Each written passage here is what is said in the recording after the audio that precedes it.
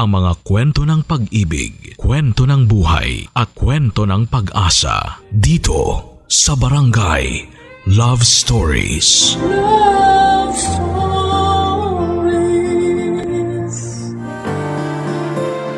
Lahat tayo ay may itinatagong sekreto. Ang bawat sugat, galos at peklat sa ating katawan ay may kanya-kanyang kwento. Ikaw kabarangay, ano ang istoryang nasa likod ng iyong sugat? Dear Papa Dudut, minsan may mga pagkakataon sa buhay natin na mas nauuna ang ating panghuhusga kesa sa pangunawa. Dahil dito ay karaniwang nagkakaroon tayo ng hindi pagkakaintindihan sa ibang tao. Ito po ang isang bagay na natutunan ko mula sa kwento ng buhay ko na ibabahagi ko sa inyo ngayon. Ako po si Aliyah, 24 years old at cashier ako sa restaurant na pagmamay-ari ng kapatid ng aking boyfriend na si Michael. Ulila na ako sa ina matapos niyang mamatay mula sa colon cancer. Ang pinag-ipunang yaman ni Mama para sana sa aming magkakapatid ay napunta sa kanyang pagpapagamot. Kasabay ng pagkawala ni Mama ay ang bigla namang pagbabago sa ugali ni Papa.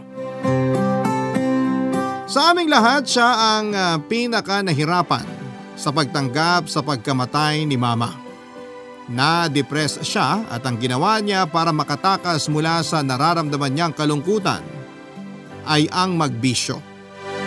Nalulong siya sa sugal, alak at pati na rin sa ipinagbabawal na gamot.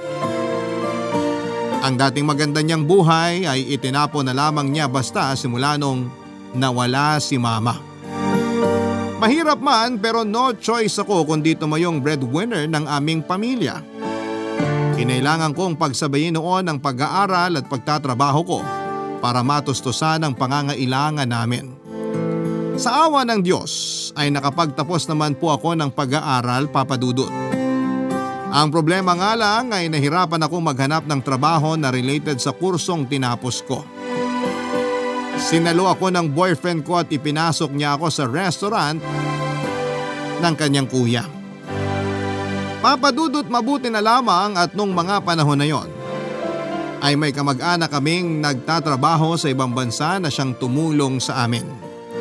Siya si Tita Ellen, ang nakababatang kapatid ng aking ina.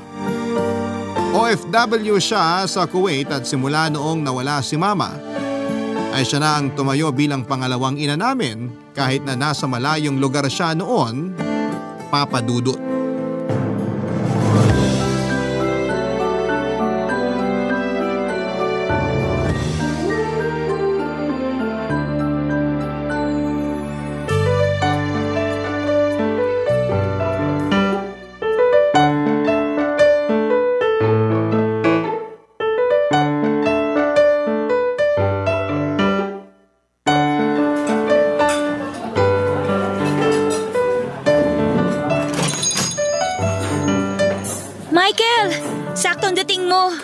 Bakit? Anong meron?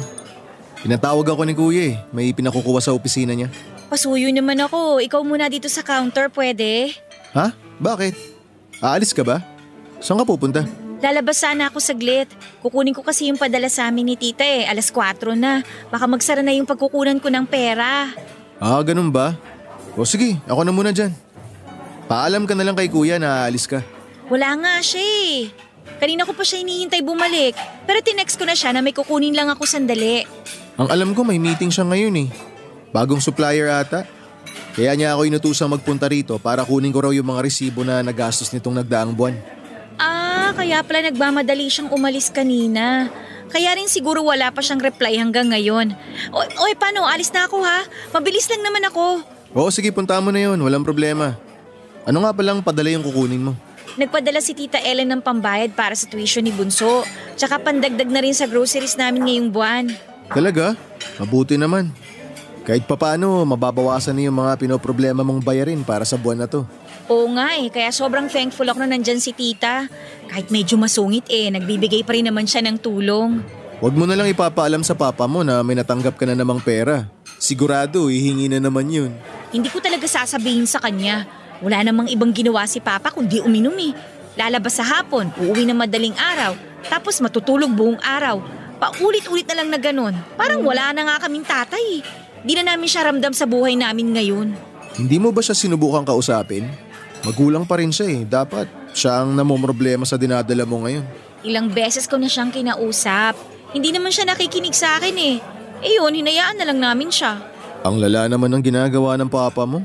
Nung namatay si Mama, bigla na lang siyang nagkaganon. Ewan ko ba? Lahat naman kami dumaan sa pagluluksa eh. Pero hanggang ngayon, parang nagluluksa pa rin si Papa sa pagkawala ni Mama. Parang pati siya tuloy na wala na rin sa buhay namin. Laki pala ng tulong ng tita mo kung ganun. Parang siya na yung tumatayong pinakamagulang nyo sa estado nyo ngayon, no? Totoo yan.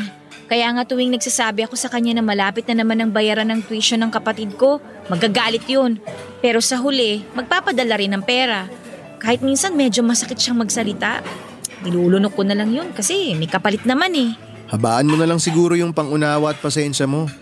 Mahirap din naman kasi maghanap ng pera eh. Oo, alam ko. Kaya nga kahit papano, kinukumusta-kumusta ko rin si tita dun sa Kuwait. Masungit siya pero hindi rin naman niya kami matiis. Ganyan talaga kapag magkakamag-anak. Kayo lang din naman ang magtutulungan. Oo, tama. So ngayon, bago pa magsara yung pupuntahan ko, ikaw na muna dito ha? Oo, sige. Malayo ba yung pupuntahan mo? Malapit lang, isang sakay lang ng tricycle. Hindi ko lang sure kung mabilis yung proseso kasi nga, baka marami akong madatnan na tao ron. Pumunta ka na para makabalik ka agad. Okay, sige, pero sandali, bago ako umalis. Marunong ka ba dito? Alam mo kung anong gagawin mo? Siyempre naman. Ano akala mo sa akin? Ako kaya pioneer dito bago ka pa nakapasok. Ako yung cashier ni kuya nung nagsisimula pa lang siya. Okay, sige. Mabuti na yung sigurado. Baka mamaya mahirapan ako magbilang sa sales mamaya. Huwag mo rin palang kalimutang i-check yung app sa phone para sa mga online order ha. Oo, alam ko. Sige na, umalis ka na para di ka mapagsaran dun. Okay, sige. Ingat ka. Papadudot mahirap ang maging breadwinner ng pamilya. Araw-araw ko noong pinoproblema kung papaano ko pagkakasyahin ang natitirang pera ko para sa pang-araw-araw namin. Yung tipong kakasahod ko pa lamang ay ubos agad ito dahil napupunta ang lahat sa mga bayarin. Mabuti na lamang at laging nasa tabi ko noon ang boyfriend kong si Michael. Kung wala siya ay sigurado kung matagal na akong sumuko sa mga problema ko sa buhay. Si Michael ang nagsilbing sandalan ko. Siya ang laging nagbibigay sa akin ng moral support tuwing malapit na akong umayaw. Nagkakilala kami ni Michael dahil sa aso namin ng pamilya ko na si Waki. Isang aspi na binili noon ni Mama sa kapitbahay namin. Kahit na walang breed ay laking bahay si Waki, Papadudot. Hindi siya lumalabas at daig pa niya ang mga sosyal na aso kung alagaan namin ito. Pero nung minsang nakatakas si Waki at nakalabas ng bahay, ay ilang oras namin siyang pinaghahanap hanggang sa ibinalik siya sa amin ni Michael. Nakita raw niya si Waki na paggala-gala sa tapat ng restaurant ng kapatid niya. Napansin nito ang collar ng aso at naisip niyang asong bahay ito. Sinubukan niyang hanapin kung sino ang nagmamay-ari kay Waki at noong nagtanong-tanong siya ay natuntun niya ang bahay namin. Doon na po nagsimula ang kwento namin ni Michael. Naging magkaibigan kami, niligawan niya ako at sinagot ko siya. Maliban kay Michael ay malaki rin ang naging tulong sa amin ni Tita Ellen. Siya ang umako sa mga gastusin ko sa pag-aaral noon. Pangatlong kapatid ni Mama si Tita at bata lamang ako noong umalis siya ng Pinas para magtrabaho sa ibang bansa. Pero matapos ang ilang dekada ay nagpa siya si Tita Ellen na umuwi na ng bansa para dito na manirahan hanggang sa kanyang pagtanda, Papadudot.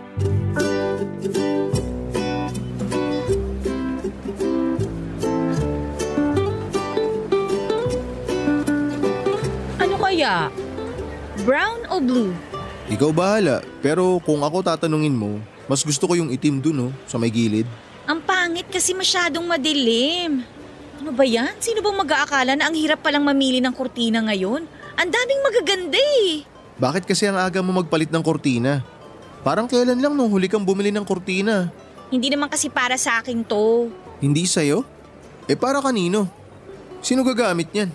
Inaayos namin yung isang kwarto sa bahay kasi gagamitin yun ni Tita Ellen. Uuwi ba siya? Oo, uuwi na daw siya for good. Talaga? Yun ang sabi niya sa akin. Kaya aligaga kami ngayon sa pag-aayos ng bahay. Lahat ng sira, pinapaayos namin para walang masabi si Tita Ellen pag uwi niya. Bakit naman niya naisipang umuwi na? Namiss kayo siguro, no? Di ko alam. Di naman niya nabanggit eh. Baka nga namimiss na rin niya ang Pinas. Bata pa kasi ako nung umalis siya eh. Tanda ko pa nga na grabe yung iyak nung anak niya nung umalis siya. May anak na Tita Ellen mo? Akala ko matandang dalaga siya. Oo, matandang dalaga siya kasi wala naman siyang asawa ngayon. Pero nagkaroon siya ng anak noon. Magkaedad nga kami eh. May ka-live-in partner at anak noon si Tita bago siya lumipad papuntang Kuwait. 4 years old ang yata kami nung pinsan ko nung umalis siya sa pagkakatanda ko ha. Ganun ba? Nasa na yung anak niya ngayon? Bakit hindi ko man lang nakilala? Matagal nang patay yung anak niya. Hala, totoo? Oo, 7 o 8 years old yata kami nung namatay yung pinsan ko na yun. Anong nangyari? Anong ikinamatay niya? Aksidente sa daan. Galing sa probinsya nun yung pinsan ko tsaka live-in partner ni Tita. Bumangga yung sinasakyan nilang kotse sa kasalubong nilang kotse din. Yun, dead on the spot yung anak ni Tita. Tapos nakoma naman yung partner niya. After 2 weeks, binawian din siya ng buhay. Ang tragic naman pala ng storya ng tita mo. So, paano yun? Umuwi ba siya nun? Oo, umuwi siya para ipagluksa yung pamilya niya. Tapos, bumalik ulit siya ng Kuwait. Oo, hindi niya kaya magstay dito sa Pinas noon eh. Parang sobrang sakit daw para sa kanya yung nangyari kaya naisip niyang mag-abroad ulit para makalimot. Yun, simula nun hindi na siya bumalik dito. Nung namatay nga si Mama, hindi rin siya umuwi eh. Ngayon na lang ulit. Ngayon alam ko na kung bakit siya istrikto sa inyo. Bakit? Kasi kayo na yung tinuturing niyang anak. Di ba sabi mo, di niya kayo matiis? Kayo na lang kasi yung natitira niyang pamilya. Tapos ngayon, ready na siyang bumalik kasi alam niyang may uuwian na siyang pamilya dito sa Pilipinas. Baka nga.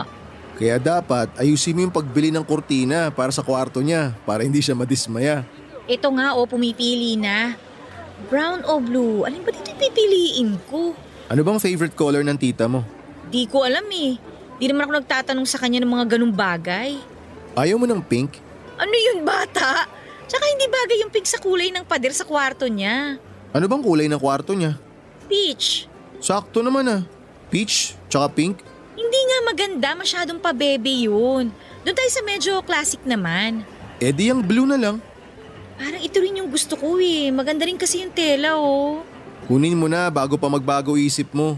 O sige, ito na lang. Maghahanap pa tayo ng punda tsaka bedsheet.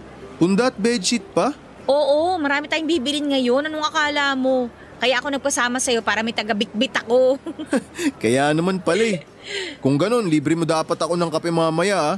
Oo, ako nang bahala sa kape mo. Halika na, tulungan mo na ako dito. Kuha tayo ng 4.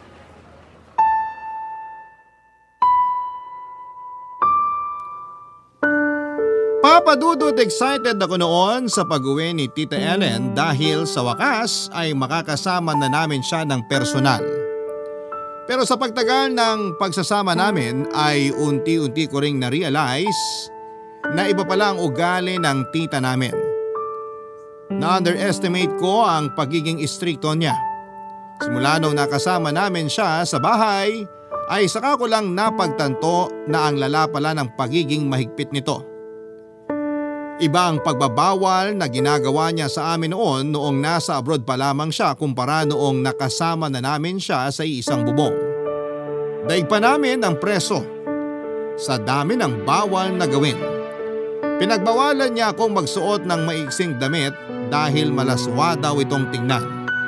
Para daw akong nag-aakit ng mga kalalakihan kapag nagpapakita ako ng balat sa labas ng bahay namin. Bawal din akong sumama sa mga kaibigan kong lalaki.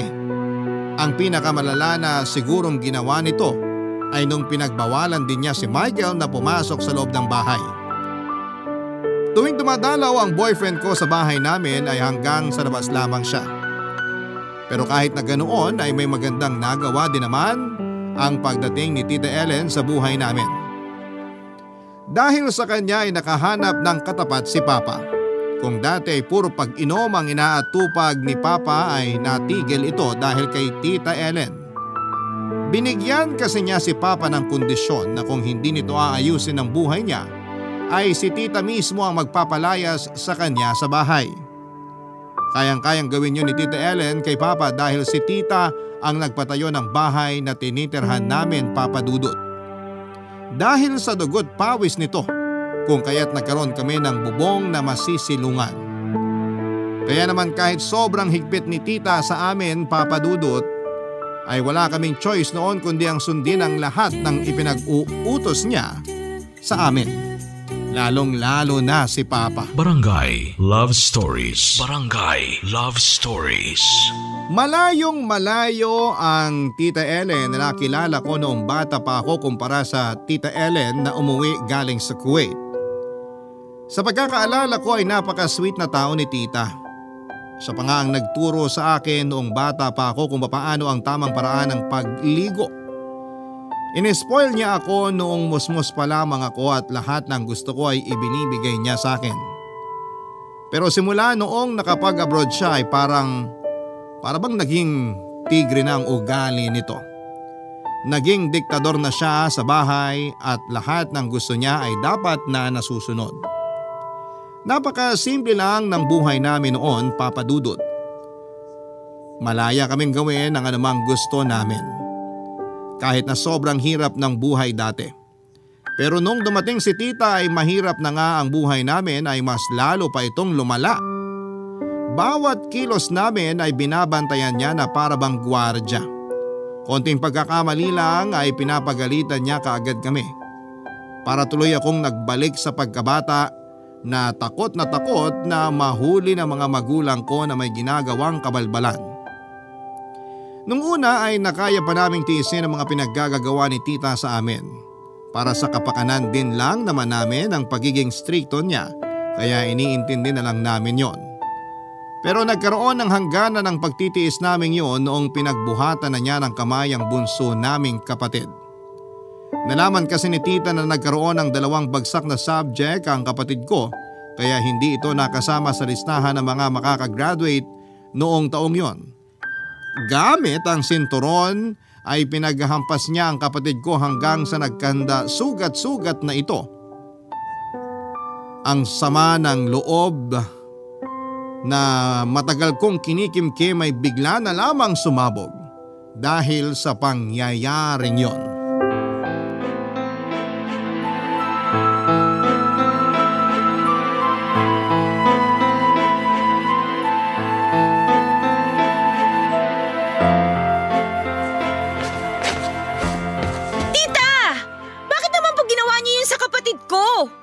Pinagsasabi mo? Hindi niyo na maalala yung ginawa niyo sa kapatid ko?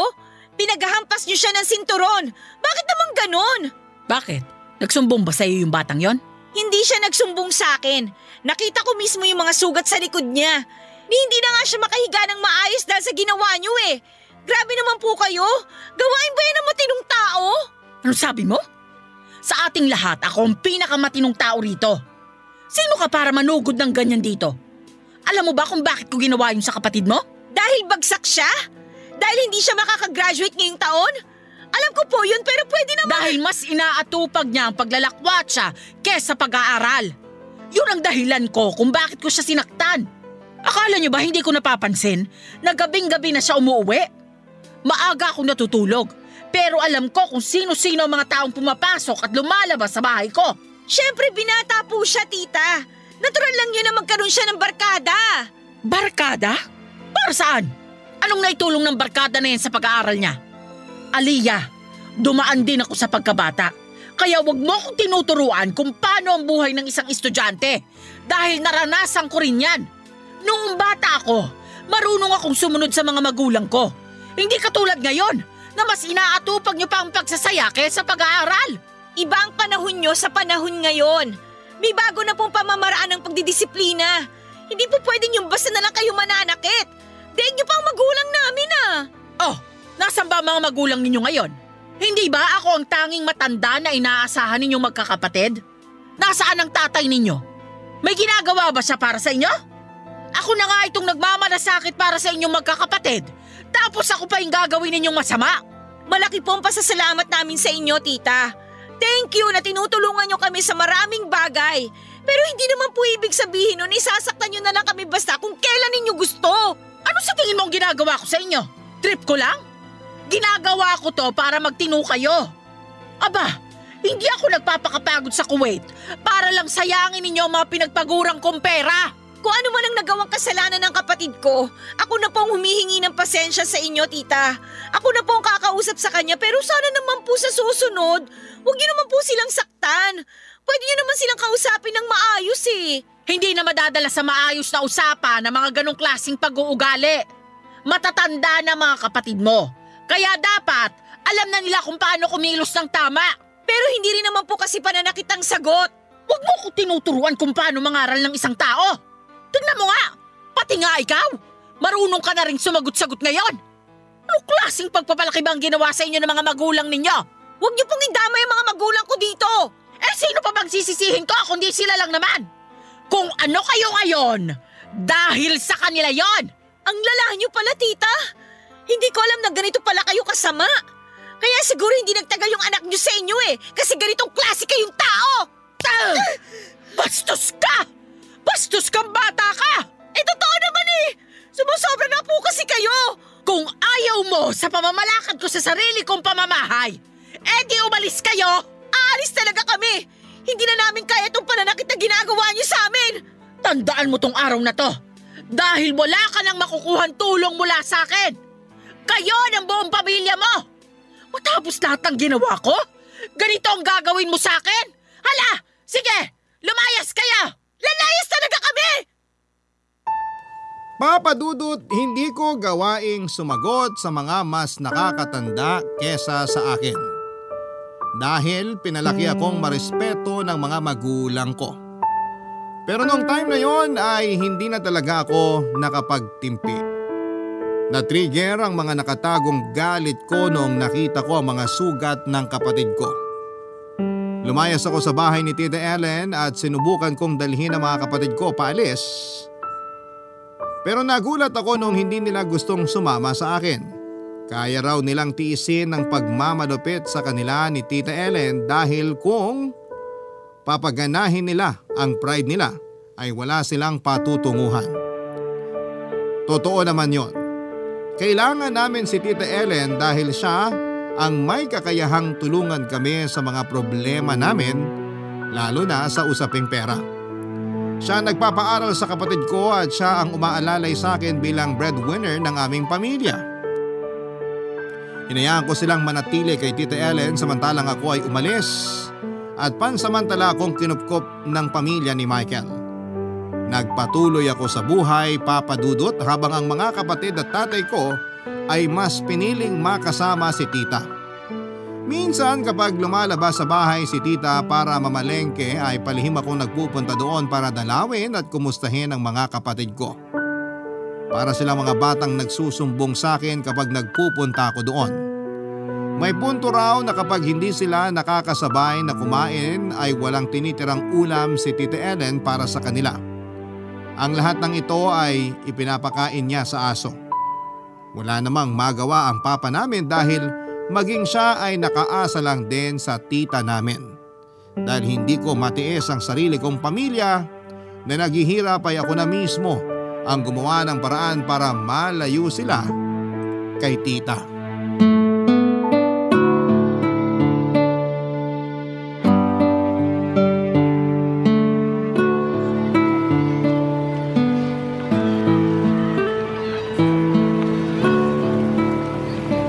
Salamat po ate. O Aliyah, itong soft drinks. Baka nauuhaw ka na. Salamat ha. Ay, ang hirap namang maghanap ng malilipatan kapag ganitong walang pera. Hindi na ba talaga magbabago yung desisyon mo na ilipat pamilya mo? Hindi na, wala nang atrasan to. Baka naman pwede nyo pang mapakiusapan ng tita nyo. Sa ugali niyang yun, hindi mo na siya mapapakiusapan. Nasa dugo na talaga siguro niyang manakit ng tao. Di mo na mapapalitan yung mga ganung pag-uugali. Paano siya? Maiwan siya mag-isa? Wala naman siyang pakialam dun eh. Kahit iwan namin siya, okay lang sa kanya. Sanay naman siya mag-isa. Ay, nakakalungkot lang na ganito yung nangyari sa inyo. Pero tama naman ako, di ba? May karapatan naman ako na ipaglaban ng mga kapatid ko, lalo na't nasasaktan na sila. Oo naman. Kapag pamilya mo na ang sinaktan, talagang ipaglalaban mo sila. Kung sa akin man nangyari ang pinagdadaanan mo, ilalayo ko rin mga kapatid ko sa mapanakit na tao. Kung tama itong ginagawa ko, bakit parang may nararamdaman akong guilt? Para bang nakukonsensya ako na iiwan namin mag-isa si tita? Kasi mabait kang tao kaya nararamdaman mo yan. Pero wala kang choice eh. Kailangan mo ilayo mga kapatid mo sa kanya kasi hindi mo na rin kaya makita silang nasasaktan. Ay, ang hirap naman ng ganito. Mahirap talaga. Pero hindi natin pwedeng piliin lahat eh. Minsan kailangan talaga nating umiwas sa iba lalo na kung nasasaktan ka na. Kasi naman, tanggap ko na mahigpit siya sa amin. Ginagawa lang naman niya yun kasi gusto niya magkaroon kami ng maayos na buhay. Pero minsan parang napapasobra na kasi yung paghihigpit niya eh. Alam mo ba na binato niya ng baso yung isa kong kapatid kasi nadatnan niya yung mga hugasin na hindi pa nagagalaw? Nambato siya ng baso? Oo, tinamaan sa mukha yung kapatid ko tapos nasugatan pa siya sa bubog.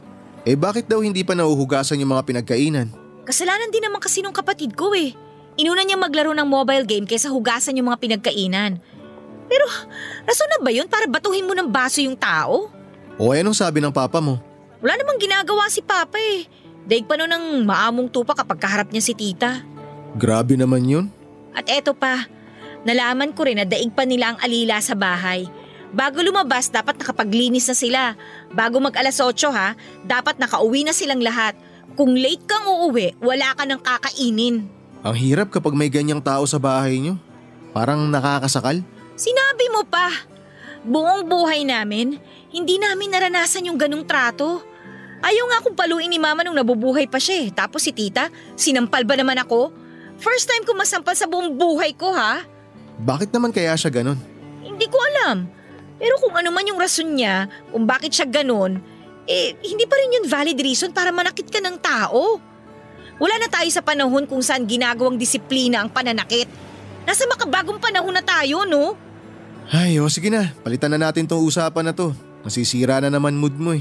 Nakakainis lang kasi. Sandali, nag-reply na si kuya. Bakit? Anong sabi? Pinapapasok ba ako? Off ko ngayon ah. Hindi, iba to. Pinapatanong ko kasi sa kanya yung paupahan malapit dun sa restaurant. Oo nga, may paupahan dun, di ba? Oo. Sa pagkakatanda ko kasi, classmate niya yung anak nung may-ari. Pero mahal dun sa pagkakaalam ko eh. Baka hindi kaya ng budget ko. Kaya nga tinext ko kanina si kuya kung pwedeng kausapin niya yung classmate niya para mapareserve na yung bakanting apartment dun habang nag-iipon ka pa. O anong sabi? Base sa reply ni kuya, pumayag daw yung may-ari. Pwede naman daw magbigay ng early advance tapos kahit sa susunod na yung ibang mga babayaran. Talaga? Oo raw. At least dun, mas malapit ka na sa trabaho. Salamat Michael ha, ang laki talaga ng tulong mo sa akin. Wala yun, ano ka ba? O ano, doon na kayo? Papareserve ko na. Oo sige, doon na lang. Okay, sige. Ilang buwan ako nag-ipon para sa deposit at advance ng maliit na apartment na nahanap namin para sa pamilya ko. Malapit lamang ito sa restaurant ang kapatid ni Michael. Sa tulong ng boyfriend ko ay napakiusapan namin ng landlord na i-reserve ang apartment habang naghahanap ako ng pambayad sa kanila. Nung nakabayad ako ay agad kong kinuha sina papa at mga kapatid ko para makaalis na sila sa malupit na pamamalakad ni Tita Ellen sa bahay. Naiwan si Tita Ellen na mag-isa sa bahay at walang kasama.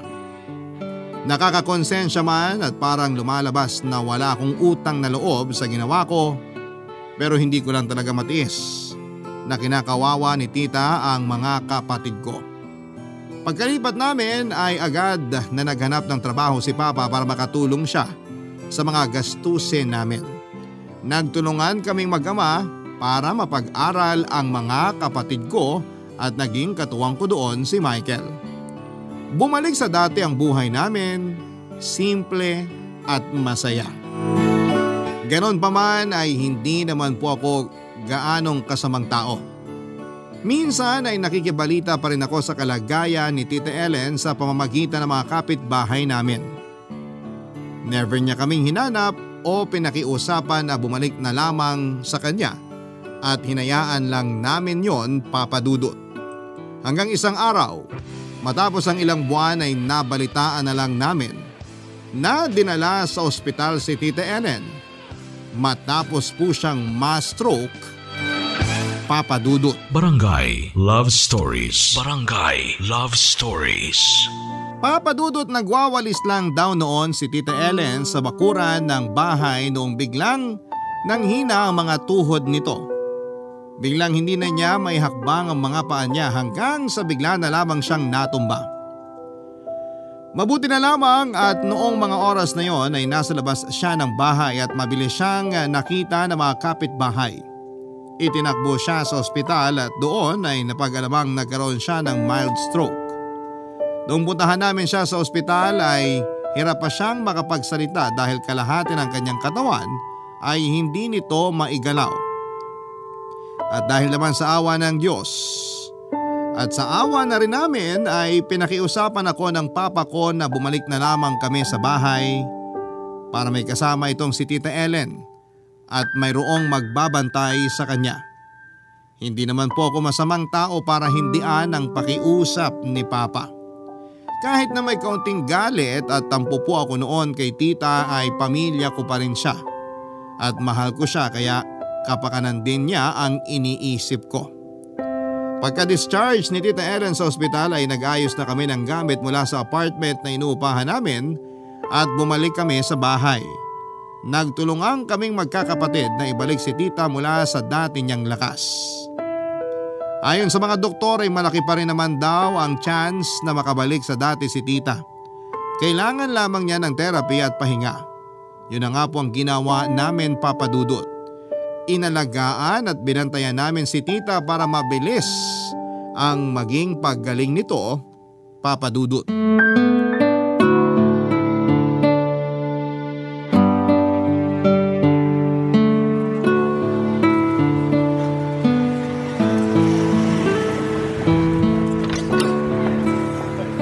Aliyah, saan ka pupunta? Oh, Michael! Bibili ako ng pandiregla tsaka kabayan dyan sa may bakery para may maipamerienda ako kay Tita. Samahan na kita. O sige. O ba't ka pala nandito? Wala naman. Gusto lang kitang dalawin. Tsaka gusto ko lang makibalita kung maayos ba yung pagbabalik nyo rito sa bahay ng tita nyo. Okay naman. Maayos naman. Masaya si Tita na binalikan namin siya. Mabuti naman kung ganun. Kumusta na pala siya? Sa awa ng Diyos, unti-unti nang nakaka-recover. Nung kalalabas niya ng ospital, hindi namin maintindihan yung mga sinasabi niya kasi nga hindi niya maigalaw yung kalahati ng katawan niya. Mabuti na lang ngayon, maayos na siya magsalita. Nakakabangon na ba siya? Oo, kaya na niyang umupo pero hindi pa niya kayang maglakad. Kaya na rin niyang tumayo pero dapat may nakasuporta sa kanya o kaya may sinasandalan siya. Uy, siya nga pala, salamat pala dun sa wheelchair na pinahiram niyo kay Tita ha. Wala yun. Wheelchair yun ni Lola nung nabubuhay pa siya. Kesa naman nakatambak at inaalikabok, mabuting ipahiram na lang namin para magamit. Malaking tulong yun kasi kapag gusto magpahangin ni Tita sa labas, ginagamit namin yung wheelchair na pinahiram nyo. So ikaw ang nagbabantay sa kanya ngayon? Oo, ako yung nagpapaligo, nagbibihis, saka nagpapakain sa kanya. Para na nga ako yung personal nurse niya eh. Ayaw din naman kasi niya magpa-therapy sa ospital kaya kami-kami na lang yung gumagawa nun. Paano mo naman malalaman kung effective yung mga ginagawa niyong therapy sa kanya? Nag-search kami sa internet. Marami namang video doon na pwedeng gayahin eh. Okay. So, kumusta naman kayong dalawa? Okay na ba? Wala nang tampuhan? Oo, okay naman na kami. Parang wala nga nangyari eh. Ganun pala yun no? Kapag buhay na yung pinag-uusapan, kung ano man yung nararamdaman mong galit para dun sa tao, nawawala din. Kasi nga, mas nananaig yung pagmamahal mo sa tao. Galit ka man sa kanya pero deep inside, mahal mo siya eh. Ganun naman talaga kasi parte ng pagmamahal mo sa isang tao yung pagkakaroon ng galit o tampo kapag nagkakamali sila. Siguro nga. Ibig sabihin ba niyan, bati na kayo? Hindi ko alam. Basta ang alam ko, maayos na kaming lahat. Pati yung mga kapatid ko, wala naman silang tampo o galit kay Tita eh. Siya rin, ganun din siya sa amin. Never niyang inungkat yung pag-iwan namin sa kanya. Mahalaga eh, magkakasama na kami ngayon. Pero ikaw, napatawad mo na ba siya? Di pa naman siya humihingi ng tawad eh, kaya medyo may tampo pa rin ako ng konti sa mga ginawa niya noon. Pero pwede namang isang tabi na lang muna namin yun sa ngayon. Alam mo, pwede ka namang magpatawad kahit walang humihingi ng tawad eh. Nasa sayo na lang yun kung handa na ba talaga yung puso mo na kalimutan yung nangyari. Siguro kapag may nagbago na, doon mapapatawad ko na siya. Isipin mo na lang din yung mga nagawa niya para sa inyo. Hindi ko naman makakalimutan yun. At hindi ko naman yun kakalimutan. Hindi naman porke may tampo ko hindi na ako thankful. Pwede namang sabay mong maramdaman yun para sa isang tao Pero ikaklaro ko lang hindi naman kita pinipilit na magpatawad agad. Mas masarap lang kasi sa pakiramdam kapag wala kang kinikimkim na sama ng loob. Hindi ko naman yung kinikimkim. Tsaka hindi ko naman hinahayaan na yung tampo kong manaig. Mabuti yan. Ang importante, civil pa rin kayo kahit na nagkaroon kayo ng pagtatalo noon. Tama ka. Isa lang naman ang goal naming lahat At yun yung mapagaling si Tita Ellen. Tama. Magandang mindset yan. Papadudot bilang ako lang ang babae sa aming magkakapatid. Ako ang nag-alaga kay Tita Ellen habang nagpapagaling siya. Napansin ko kasi napalagay siya kapag kapwa niya babae ang tumitingin sa kanya. Noon pa man ay ayaw na kasi talaga niyang hinahawakan siya ng mga lalaki kahit nakamag-anak pa niya ang mga ito. Hindi ko alam kung bakit basta matagal ko nang napapansin na ayaw lumapit ni Tita sa mga kalalakihan. Hirap pa noong maglakad si Tita kaya kinailangan niyang gumamit ng wheelchair. Ako ang nagpapakain, nagpapaligo at nagbibihis kay Tita noong nagpapagaling pa siya. Sa kabutihang palad ay unti-unti rin namang nanumbalik ang dating lakas ng katawan ni Tita. Kaya nitong magsalita ng walang kahirap-hirap. Ang problema nga lang ay natagalan bago siya muling nakalakad. Araw-araw ay ako ang kasakasama niya na maglakad sa harapan ng bahay para hindi masanay ang katawan niyang nakaupo lamang. Papadudot sa kabila ng mga nangyari ay wala pa rin nagbago sa ugali ni Tita Ellen. Masungit pa rin siya at istrikto. Habang inaalagaan ko nga siyang maglakad ay napansin pa nito kung gaano kanipis ang suot kong t-shirt at doon mismo ay pinagalitan niya ako. Pero sa pagkakataong yon, sa halip na mainis ako na lamang ang umintindi sa tita ko. Kahit palagi niya akong tinatalakan ay hinahayaan ko na lamang siya. Makalipas nga ang ilang buwan ay unti-unti ring bumalik sa dati ang lakas ni Tita Papadudut. Medyo paika-ika nga lang siyang maglakad at kailangan na niyang gumamit ng tungkod. Pero malaki pa rin ang pasasalamat namin na mabilis ang naging recovery niya. Noong minsang magkaroon kami ng chance ni Tita na magkausap habang walang tao sa bahay, ay isang bagay ang tinanong ko kay Tita na matagal nang bumabagabag sa isipan ko.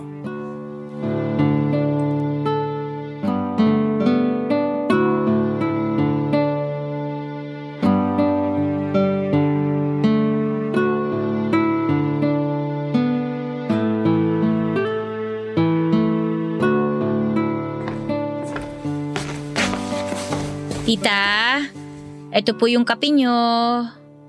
Salamat. Sigurado na po ba kayo na gusto nyong ibalik yung wheelchair kina Michael? Oo, hindi ko na kailangan yun. Sabihin mo sa kanya na maraming salamat. Sobrang laki ka mo nang naitulong nun sa akin. O sige po, sasabihin ko po sa kanya yan. Teka, ano yan? Po? Lapit ka nga rito. Ano yung nasa may tagiliran mo? Wala po to. Amin na, patingin. Hawiin mo yung sando mo. Dumi lang po to. Hindi. Tattoo yan. Ipakita mo sa akin. Gusto ko makita. Ito po. Ano yan? Araw? Opo. Kailan pa yan? Last year lang po. Nagpatattoo po kami ni Michael nung 5th anniversary po namin. Matching tattoo po. Araw sa akin tapos buwan naman po sa kanya. Maganda. Talaga po? Hindi po kayo galit na nagpatattoo ako? Hindi. Bakit naman ako magagalit? Katawan mo yan. Ako rin nung kabataan ko. Gusto ko rin sana magpatattoo. Bakit po hindi nyo ginawa? Ayaw ng lolo mo Sabi niya, hindi raw magandang tignan sa balat kapag may tattoo ang isang tao. Kaya kahit gaano ko man kagusto, hindi ko na tinuloy. Mahirap magalit ang lolo mo Pati rin po si Papa ayaw niya magpatato ako. Nagpaalam ako sa kanya noon pero hindi ako pinayagan eh. Kaya ba dyan mo banda inilagay yung tato? Para hindi niya makita? Ganun na nga po, tita. Nakaukit na yan sa balat mo. Kaya hayaan mong makita niya. Magagalit lang yun ng isang beses tapos matatanggap din niya kalaunan. Kasi nga wala naman siyang magagawa. Muntik na nga po akong mahuli eh. Hindi ko po alam na may ganyang side din pala kayo. Medyo rebellious. Oo naman. Noong dalaga ako kaya yung laging pinapagalitan ni nanay at tatay. Akala mo ba puro paghihigpit lang ang alam kong gawin? Marunong din naman akong sumuporta sa ikasisiya ng isang tao. Lalo na kung alam ko namang wala itong masamang dulot. Hindi ako ganun kasama, Aliyah, katulad ng iniisip ninyo. Hindi naman po ganun ang iniisip namin sa inyo eh. Alam po namin na concern lang kayo sa aming magkakapatid. Pasensya na po sa mga nasabi ko sa inyo noon ha, tita. Naiintindihan din naman kita. Ganyan na ganyan din ako noon kapag sinasakta ng nanay mo ng ibang tao. Ipinaglalaban ko rin siya. Talaga po? Siguro sa inyo ko po naman na yung katapangan ko. Mukha nga. Ay tita, may tanong nga po pala ako sa inyo. Oh, ano yun? Tuwing tinutulungan ko kayong maligo tsaka magbihis, may napansin po ako dyan sa mga kamay ninyo. Meron pong 3 guhit dyan sa may pulso nyo na parang peklat. Ah, ito ba? Nakita mo pala to. Opo, noon ko lang napansin tapos hindi na nawala sa isip ko. Tama po ba yung hinala ko na… Na naglaslas ako? Oo. Totoo nga yung iniisip mo. Pero bakit naman po? Hindi ko po maintindihan kung bakit nyo naisipang gawin yung bagay na yun. Marami akong pinagdaanan sa buhay na hindi ninyo alam. Sa Kuwait po ba ito nangyari? Oo. Bawat linya dito sa pulso ko, ito yung mga araw na gusto ko nang tapusin ang buhay ko. Bakit po? Bakit nyo po naisip na magpatiwakal? Inabusong pagkababae ko noon. 3 beses. Pinagsamantalahan ako ng mga lalaking pinagkatiwalaan ko. Hala, tita. Nangyari yun una sa pangalawang trabaho ko. Kapatid ng amo ko yung gumalaw sa akin. Gusto ko nang umuwi nun eh. Pero sa akin nakaasa ang lolo't lola mo. Kaya pinigilan ko ang sarili ko. Lumipat ako ng trabaho. Akala ko magiging maayos na ang lahat. Nagkaroon ako ng boyfriend. Pero niloko niya ako. Hinayaan niya akong pagsamantalahan ng kaibigan niya habang nanunood siya. Pangatlo, kapwa ako Pinoy ang gumawa ng kahalayan sa akin.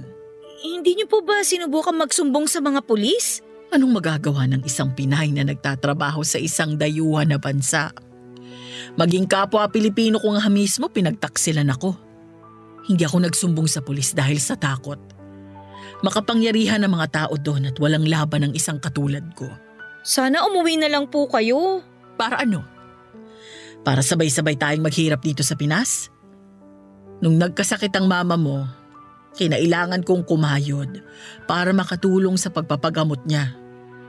Nung namatay siya, kailangan mong magtapos ng pag-aaral.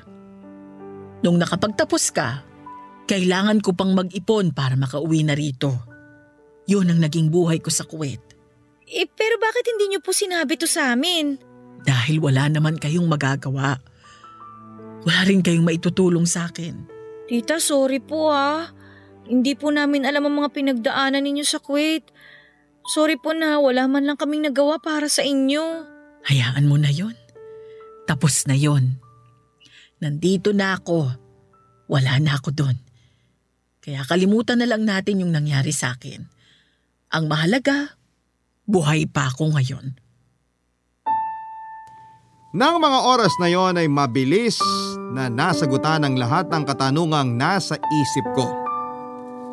Kaya pala ganoon na lamang kung pansinin ni tita ang pananamit ko.